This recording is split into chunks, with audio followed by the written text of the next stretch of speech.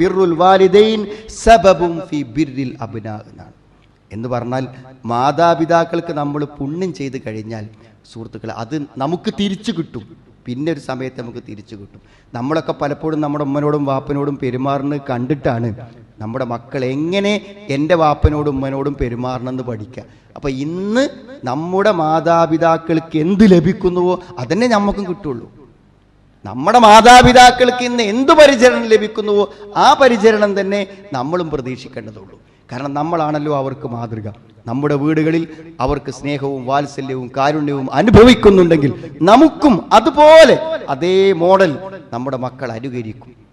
അതേ മോഡൽ നമ്മൾ പറയുന്ന അതേ വാക്കും നമ്മൾ ഉപയോഗിക്കുന്ന അതേ ശൈലിയും നമ്മുടെ മക്കൾ അനുധാവനം ചെയ്യും. അത് നമുക്ക് തിരിച്ചു കിട്ടുമ്പോഴാണ് ഇന്ന് നമ്മുടെ മാതാപിതാക്കൾ എന്തനുഭവിച്ചു എന്ന് പലപ്പോഴും നമുക്ക് മനസ്സിലാക്കാൻ ആ സന്ദർഭത്തിലാ പറ്റുക.